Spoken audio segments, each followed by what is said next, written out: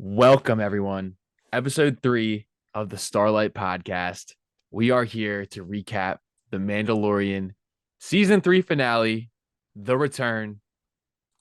Let's get to it. What are we thinking? We had a lot of expectations going on into this episode. There was a lot to wrap up. I thought it was pretty good. What about you, Bates? I also thought it was pretty good. As far as expectations, Star Wars fans did their typical thing, including myself, and thinking of all these crazy hypotheses of like, oh my God, is the Armourer the traitor?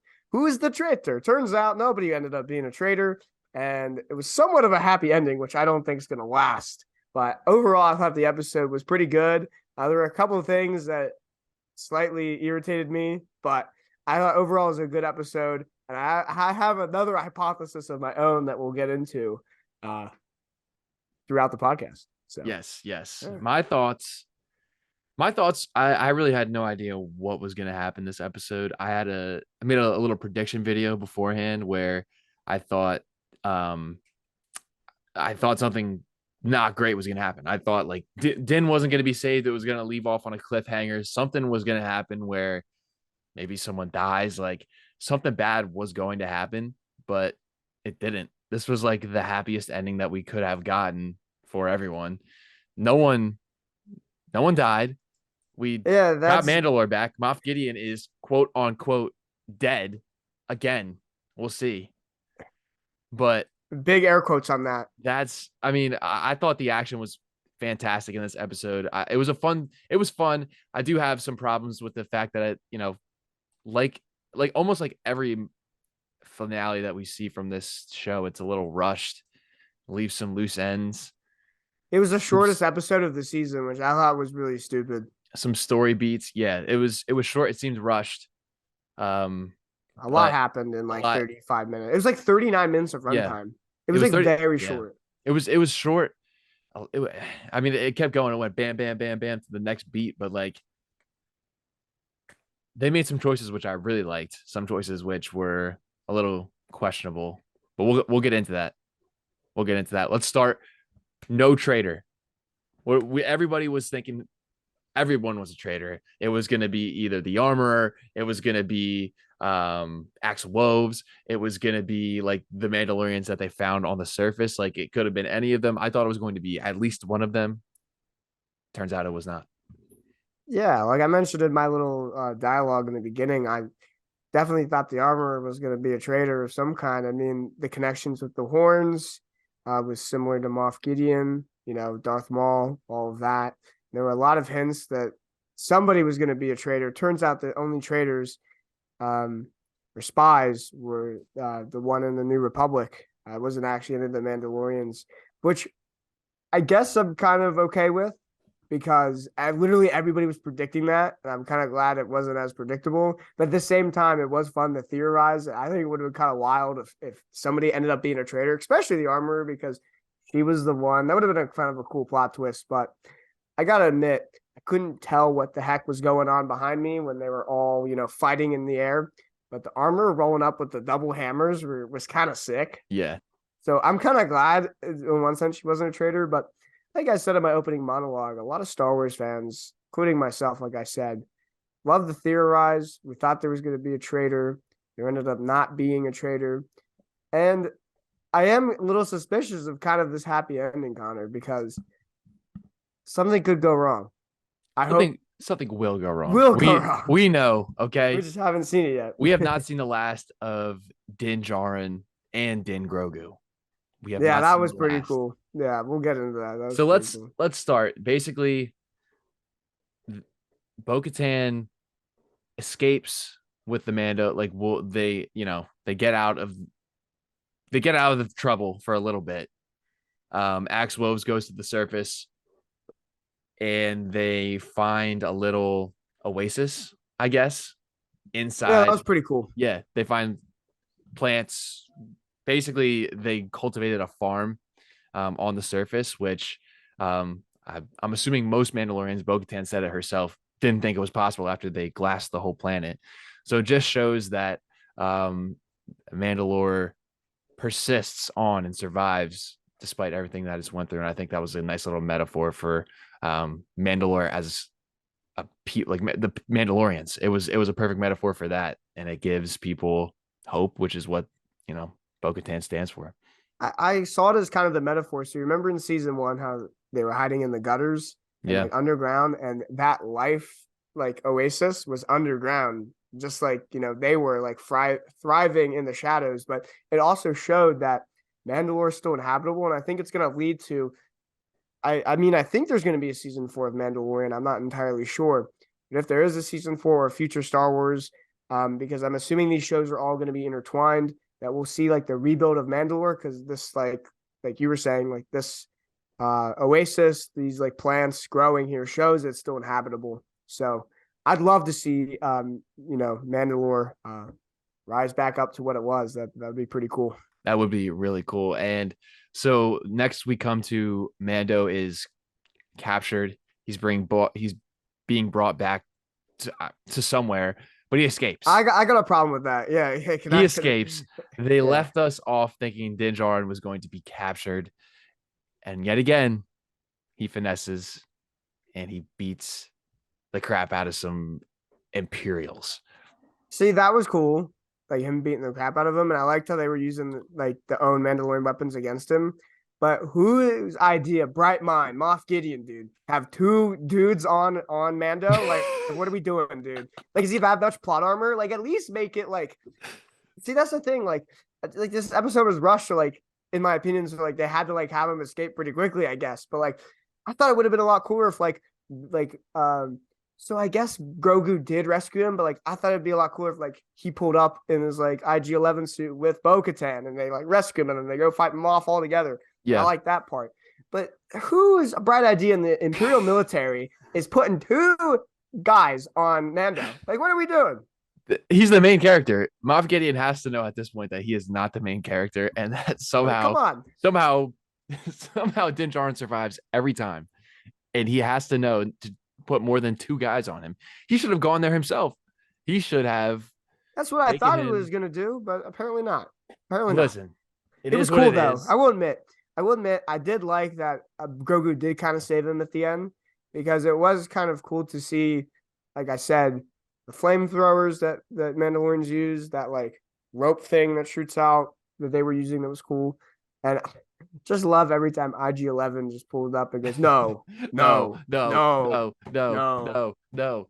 rip Yeah, it IG. was that was cool to Kind of. see. Obviously, like the action was top tier on this episode. It might be some of the best action that we've seen in The Mandalorian, just with Yeah, like yeah, yeah. Because combat and setting, and it was really like visually aesthetic. And I mean that brings us to our next point where he's creeping up through the little shields all the way down to where Moff Gideon is, or supposed to be. And it's pretty reminiscent of the Phantom Menace. yeah, there was a direct kind of parallel to that, except those doors in the Phantom Menace were, I guess, more for like the radiation or whatever was on Naboo, but this was just more as security doors. And I did really like each section how the different Imperials had different weapons, and Mm-hmm. I was like you were just talking about some great action in this episode. I love this action, like each wave, like Mando fighting these guys and really messing them up. It just shows his like combat skills and And the whole Electro stuff. Oh, go ahead. shout out R5. Okay. Yeah, Shout unsung out hero. R5. No one gives him the respect that he deserves. Even all the way back in A New Hope, he's getting Hey, disrespected. Okay. We yeah, see he knew all him. along he needed to blow We see, blow his yeah. radiator. Yeah. Yep. We see him blow up, and he's gotten no respect since. Not even Pelly respects him like that. But now Din trusts him. Great character development from Din. He trusts droids to get him back and to help him as much as possible. And he clutched up. Yeah, he did. Even after he got caught by the mouse police. Yeah, the mouse police. Didn't even know mouse droids could do that. I mean, we always saw them in Star Wars as like, what the heck is this little thing rolling around? Yeah, So I guess that was kind of interesting, I guess. yeah. But yeah, the whole part of that scene was just Mando just kicking ass. Like, It's a yeah. It was a it was cool awesome. little, almost a hallway scene.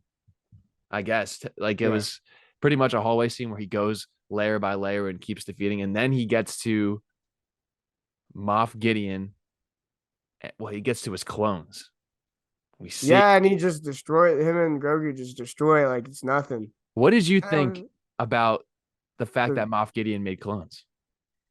So I know everybody was thinking the whole time in this entire series that it was going to be Palpatine, but sounds like that's what Project Necromancer is. So the fact that Moff was kind of doing this on the side and cloning himself, I thought was pretty cool, kind of creepy. Yeah. Like, oh, you're the coolest guy ever. You're gonna clone yourself and make yourself force sensitive. Like, I don't know. That was a big ego on Moff, as we know with his dialogue to Bo Katan. I mean, we knew about his ego, and we knew about. He mentioned last episode about like him taking things from the Jedi, from all these other cultures, and he said that the dark trooper suit had this best quality, which was him. So it was kind of hinted at it. So Mm-hmm.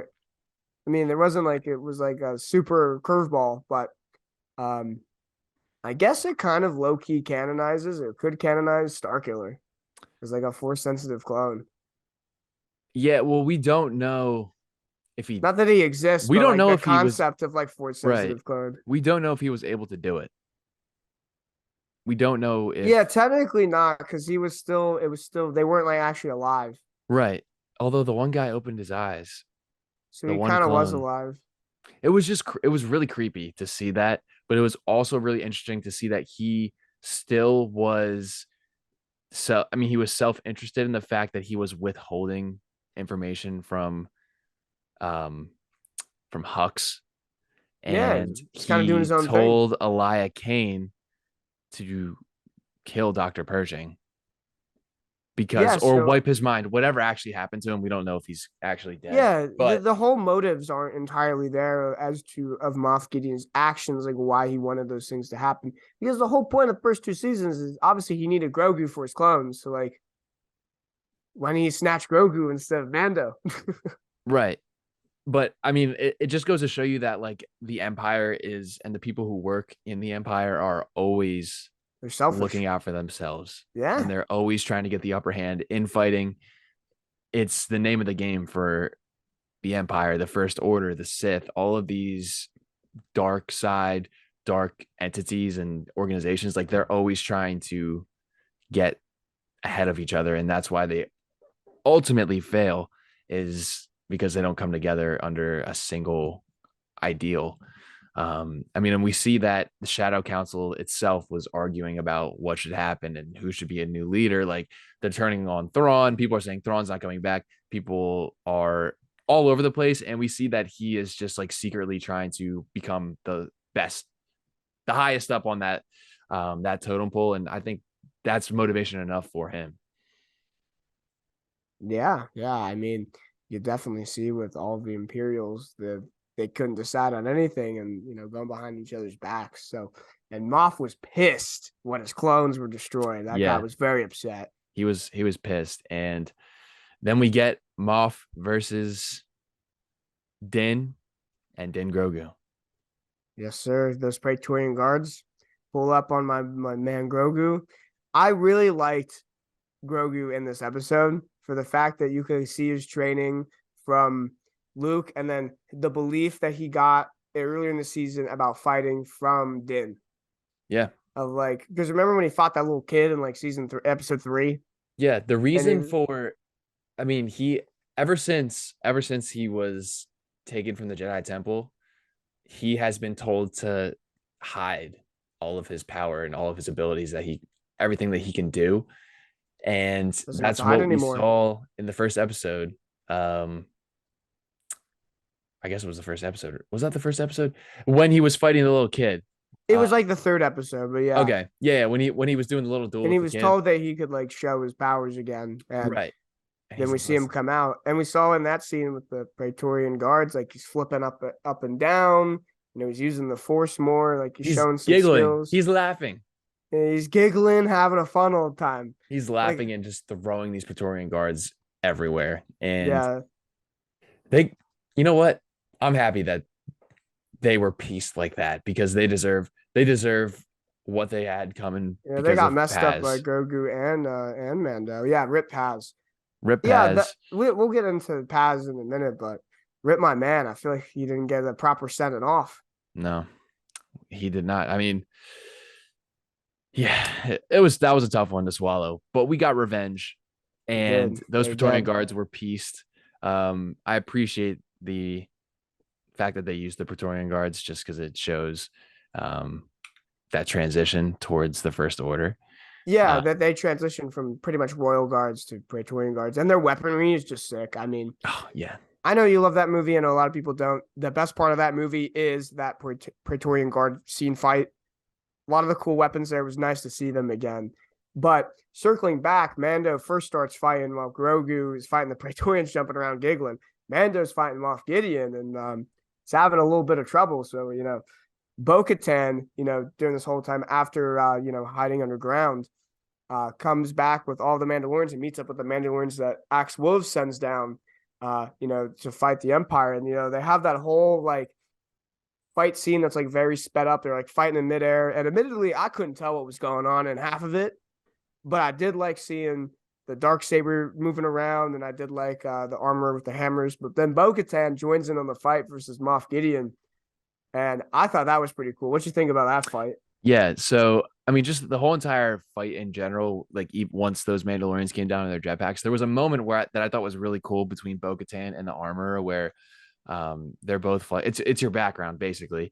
Yeah, For those who are listening, Jonny has Bo-Katan wielding the dark saber next to the armor as his background, and that scene was really cool for me because you see her take a little bit of a look to the armor, and the armor shakes her head like yes, like this is the way, like, and then she gains the confidence to pull that dark saber out and lead her people in the battle, and that was a really cool moment because we see throughout this season that Bo-Katan really values the armor and her opinions and what she thinks. I mean, the armor is really wise, the and armor's kind of guided her on her yeah, mission. And I guess if she did end up being a traitor, that would like really mess with Bo Katan right, and give her trust issues. yeah. But Which I'm glad that did not happen in yeah, looking hindsight. back at it now, yeah, I'm also glad it didn't happen. But that was a cool little nod of like, all right, I trust you to lead our people. Yeah, But yeah, she eventually comes in, saves Din, tells him to go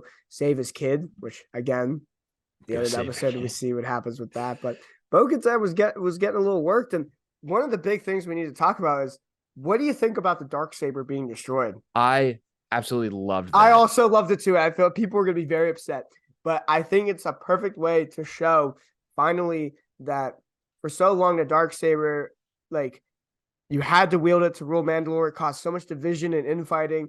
And I think the symbolism of it being broken is like a new age for Mandalore where they can finally stop fighting amongst themselves and like rebuild the planet. What Yeah, did you think and about it? no, that's exactly what I was thinking. It's and Moff Gideon says it. He says like Mandalorians aren't anything without their little trinkets, and it's ironic because he is wearing the ultimate trinket, whereas Beskar, yeah. yeah, he's wearing like a high powered Beskar armor, in the fact that you can hear it, like he's OP because of it, because of his little trinket. But Bo-Katan then says like no, like Mandalorians are stronger together, and at that point we see the dark saber destroyed, and yeah, like you said, it was big time, and we have to think about the fact that like the last time Mandalore was at its height was in the Clone Wars, and Satine was the ruler. It wasn't Oh, won by pacifist. combat. Yeah. It wasn't, it allows people to move past the old, you need this to be able to rule Mandalore or else you're cursed. Um, and it's a metaphor for the entire season where, people of different backgrounds are coming together, and for the best of everyone's ideals. Like it was perfect in that fact that let the past die, as it says in the Last Jedi. Do Let it the if you have past to. die, kill it if you have to. I think this was the best thing for Mandalore because there's been so much contention, and now it's just Yeah. what I what like it. what I Din liked Djarin it says. too. It's not about a weapon. It's the About the content of your creed. character. Your song Yeah. has not yet been written. Yeah, it was perfect for me. Yes. Yeah, that was nice. But then after that breaks, Axel Wolves just comes in with a giant ship and just destroys I everything. don't know what the hell he was thinking, because he's like, he just, as Bo How'd that Katan ship is, not explode in the atmosphere is what I want to know. I know clever writing, Dave, but in my opinion, I was like shocked of like how this ship is still in one piece. well, I mean, we see in the fan, I mean, in um, Revenge of the Sith, kind of the same thing happens with Anakin when he's Yeah, but falling that's a down from. huge like dreadnought. We're talking like a little light cruiser here that it got destroyed by bombers. So I was just shocked that it stayed in one piece. But I thought that was really cool. He just rams that giant ship just into the base. And the fact that we'll get to it in a minute, but Grogu uses everybody escapes. I guess they hear over the comms that they gotta get out. Only people that don't get out are Mando, Bo Katan, Moff Gideon, and Grogu. And Grogu using the Force like he did in season 1 to kind of stop the blast and protect everybody. Well, except Moff Gideon. Rest in peace. Not well. Maybe he's still alive, Connor. Here's a little theory, real quick, that I want to get into. Is because he had all those clones. Maybe not all, like he didn't have one. Maybe that wasn't fully alive yet. But I'm afraid that maybe he was a clone himself, or he has other clones somewhere. And Moff Gideon's not actually dead because we didn't see a body. Like I guess he just got evaporated. So what do you think about that? Do you think he's actually? I hope he's actually dead I hope because he's gone. because after season 2, a lot of fans' frustrations with this season was, Moff just magically comes back again and he's the same protagonist. Like they need to finally wrap up this Moff Gideon stuff, and I hope that's the case because I think this is now finally a good conclusion for him and showed like his actual ambitions. He lost. He got evaporated. I hope he's like, just kidding. He's got another 10 clones, and here's Moff Gideon again. I don't think I want to see that. What about you? I think most people would not like to see that. I think narratively it doesn't make that much sense. Just because we have the looming threat of Thrawn.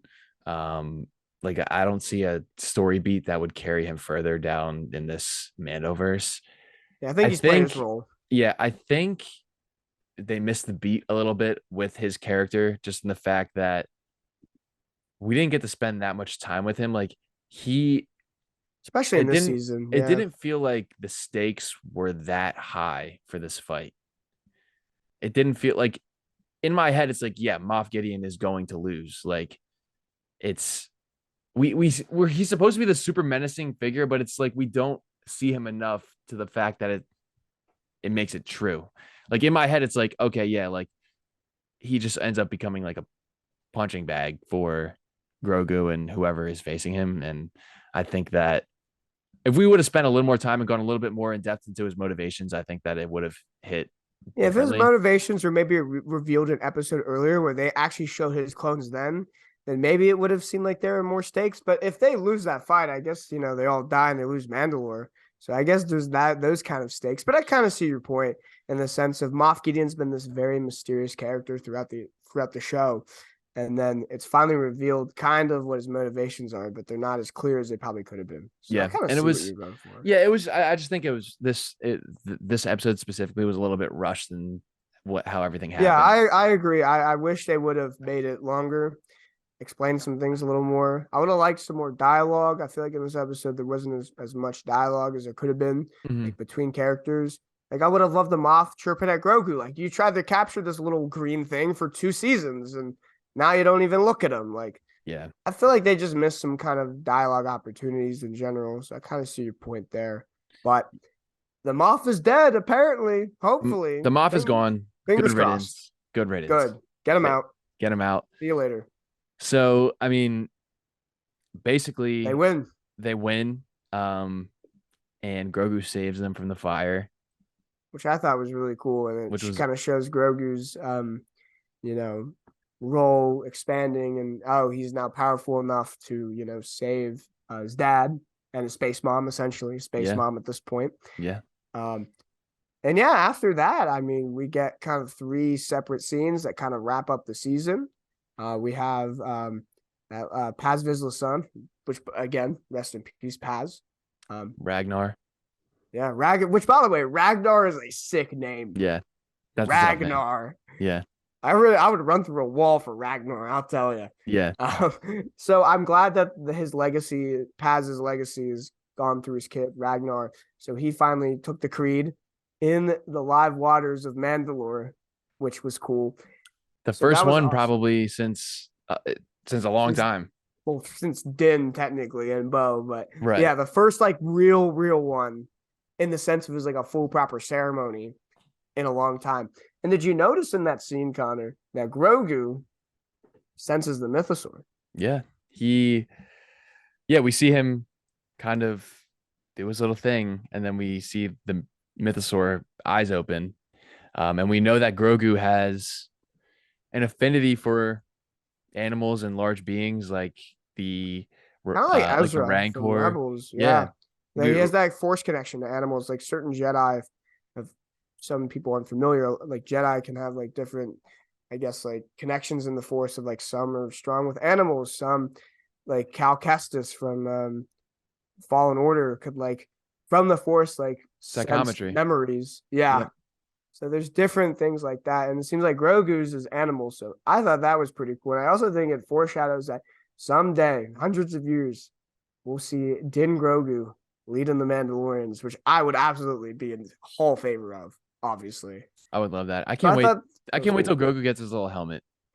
Yeah, see little helmet and his little lightsaber, That would be awesome. and he's just gonna flip around and giggle. Yes.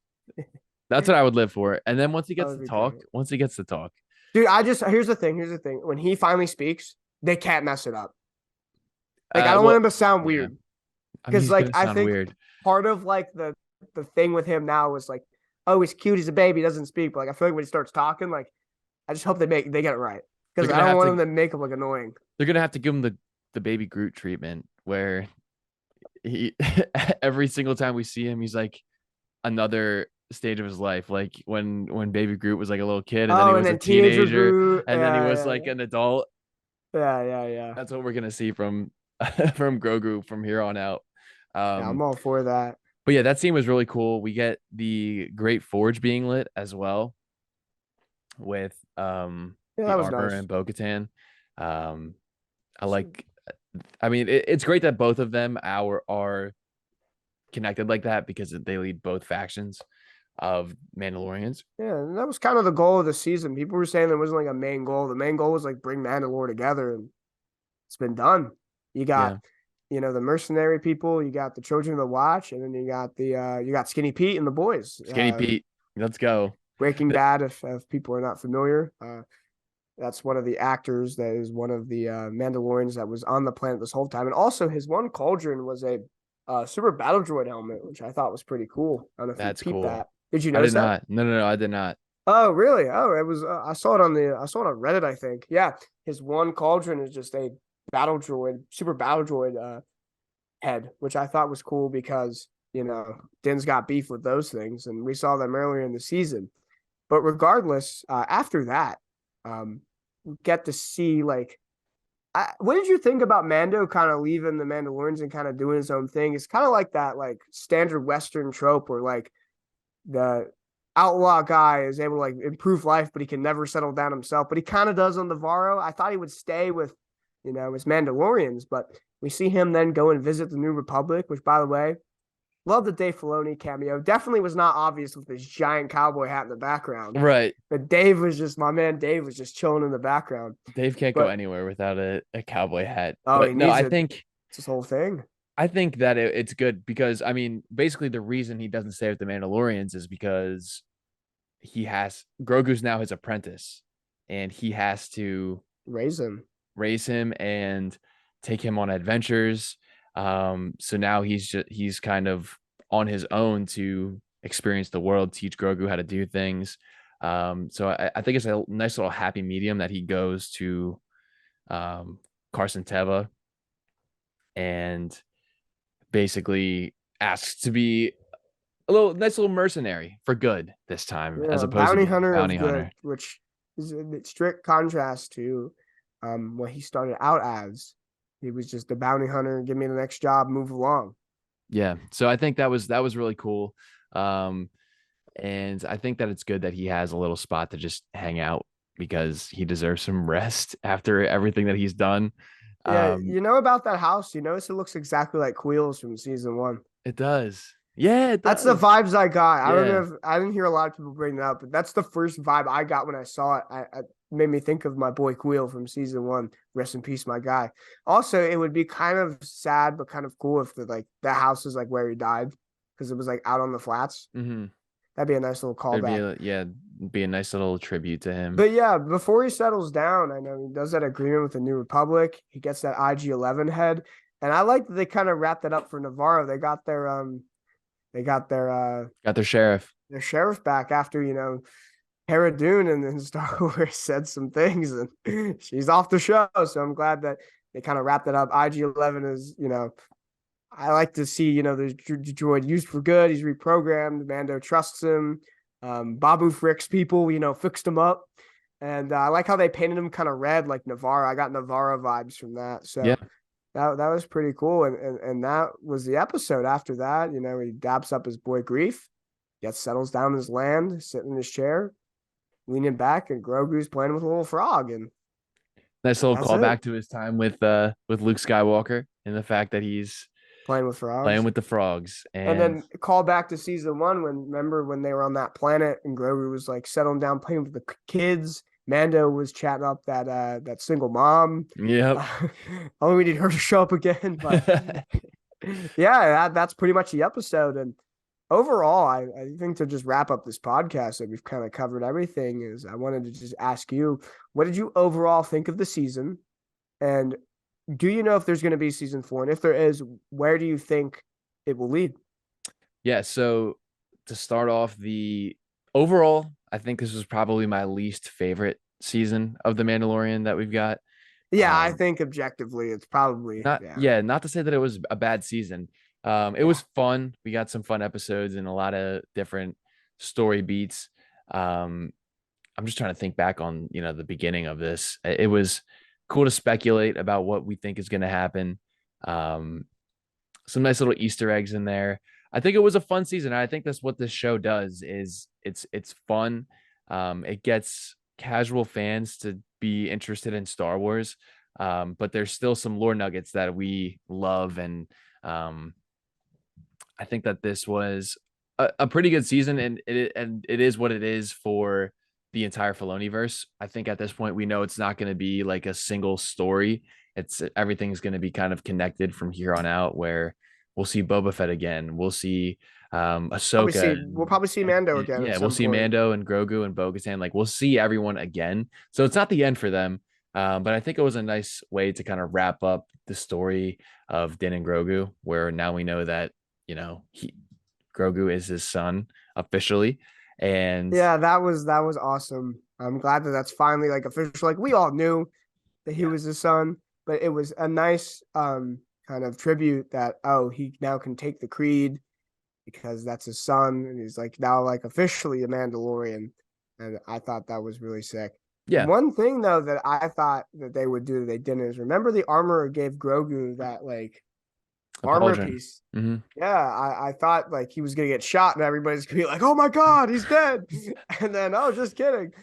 Yeah, so I thought we'd see something like that, but we did not. But yeah, I overall as well. Just like you said, I thought I enjoyed the season. It's probably my least favorite of the three, but it was still solid. I did understand some people's complaints with some of it being slow this season, but I thought they did a good job of kind of covering different aspects of Star Wars and not only focusing on Mandalore, but also showing how the New Republic stinks. Yeah, And that's gonna set up future shows. So that's why they did that in this season with the New Republic and all that, because it's gonna go into the Ahsoka show and the Filoniverse. And these are all gonna be connected, and I'm all on board for that. As far as a season 4, I if don't there know. is, if there isn't, well, if there isn't, I won't be too upset. I would obviously like to see more Mando, but I'm under the impression we'll see them again. I would like to see Mandalore start to flourish again, Mando to help out with that. I'd love to see, that be built back up because after 3 seasons, the Mandalorians are finally basically mostly back together. There's probably still some more out there in the galaxy, but I'd love to see them like kind of rebuild Mandalore again and it to flourish. Yeah, I was actually one thing I want to add here. I was a little sad that they didn't have Sabine help with the She'll retaking be of in Mandalore. Ahsoka. She'll be in Ahsoka, and I think her mission is kind of like, oh, where's my boy Ezra? I love him. So that'll probably be her main part of Ahsoka. But I think in Ahsoka, we'll probably see her meet up with Sabine, or well, she is Sabine. Sorry, everybody. Sabine will meet up with Mando or meet up with some of the other Mandalorians, and maybe then she'll be brought back into that. Yeah. But yeah, I thought we might see her or Ahsoka in this episode, and we didn't see Ahsoka either. So I'm glad that they were able to like win by themselves as opposed to having like a Luke Skywalker come in and yeah, like save them. last season where Luke just pulled up and which by the way was incredible, but it Right. kind of shows now that their strength and numbers, and it goes back to that whole concept of Mandalorians are stronger together instead of fighting each other, which they've been pushing all season. So yeah, I thought it was a good conclusion. Do you have anything else to add? No, next thing on the block is Star Wars Visions here in a couple weeks. So Yeah, I'm excited for that. I'm looking forward to kind of decompressing for a couple weeks, sitting on everything that happened, looking towards Ahsoka. But no, I think this was a fun. That's what the Mandalorian is. It's fun. It's it's campy at sometimes. It's goofy, but it's also heartwarming and a story of found family. And I think that they really reinforced that, and I enjoyed it. It's the Mandalorian. It's fun, so can't go wrong with it. yeah, definitely can't go wrong. I mean, of all the things you could criticize Disney for, at least The Mandalorian is a solid show. I always give them that. They've done a good job with Mandalorian, They've done a good job with regardless. the TV shows, I think. Yeah, they have. But we Yeah, digress. yeah, We we appreciate do. everybody. If you're listening this far, we really appreciate the support on this podcast. It's just fun for friends to hop on here and talk Star Wars. Obviously, we'll be getting going here. Not sure when our next episode will be. We may do one next week. We may do a couple here, and once Star Wars Visions, we're definitely going to be deep diving Yeah, into we that. definitely have to talk about that. That'll be exciting. But yeah, we'll kind of just see next week if there's any Star Wars news to talk about. If not, we'll see you all at Star Wars Visions when that comes out. Absolutely. Thanks for listening, guys. We love you. May the force be with you. Bates, fantastic job. Oh, thank you. You as well. Have a good one, everybody. Peace out.